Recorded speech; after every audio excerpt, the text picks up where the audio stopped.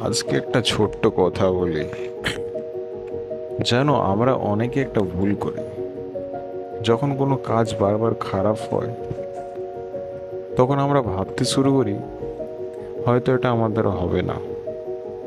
আমি আগে এটাই ভাবতাম। একদিন রাতে আমি ঘুম আসছিল না। সারাদিন যা যা ভুল হয়েছে সেগুলি মাথায় ঘুরছিল। মনে হচ্ছিল সবাই যেন নিজের জীবনে এগিয়ে যাচ্ছে, শুধু আমি এক জায়গায় আটকে আছি। সবাই নিজের জীবনে অনেক ভালো কিছু করছে, আমি করতে পারছি না কেন? তারপর হঠাৎ একটা কথা মাথায় এলো, আমি কি সত্যি পিছিয়ে আছি, নাকি শুধু অন্যদের সঙ্গে নিজেকে তুলনা করছি বলে নিজের পথটা ভুলে গেছি? পরের দিন কোনো বড় সিদ্ধান্ত নিইনি ঠিকই, শুধু ঠিক করলাম আজকের গতকালের থেকে ভালো হতে হবে।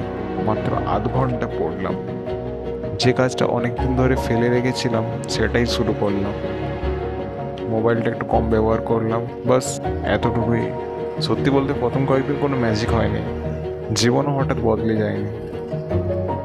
জীবন আগেও যেমন ছিল এখনও তেমনই আছে, শুধু বদলেছে আমার চিন্তাধারা। কিন্তু একটা জিনিস বদলাতে শুরু করেছিল, আমি নিজেকে নিয়ে আগের মতো খারাপ ভাবা বন্ধ করে দিয়েছি। আমরা সবাই জীবনে একদিনে সফল হতে চাই, কিন্তু গাছ যেমন এক রাতে বড় হয় না, মানুষ তেমনই একদিনে বদলে যায় না। ধীরে ধীরে এই ছোট্ট অভ্যাসগুলো জমতে লাগলো। আর একদিন বুঝলাম, আমি যেটাকে বড় পরিবর্তন ভাবছিলাম সেটা আসলে প্রতিদিনের ছোট্ট ছোট্ট সিদ্ধান্তেরই ফল। তাই যদি আজ তোমার মনে হয় তুমি অনেক পিছিয়ে আছো, নিজেকে একটা সুযোগ দাও, নিজেকে একটু সময় দাও। আজকে শুধু একটা ছোট্ট কাজ করো, আগামী দিনে আরেকটা। নিজের জীবনের গল্পটা অন্য কারোর সঙ্গে মেলানোর দরকার নেই, কারণ প্রত্যেকের জীবনই আলাদা, পথ আলাদা, লড়াই আলাদা। তাই কারোর সাথে নিজেকে কম্পেয়ার করে নিজেকে ছোট ভাবার কোনো মানে হয় না। সবসময় পজিটিভ চিন্তা করো।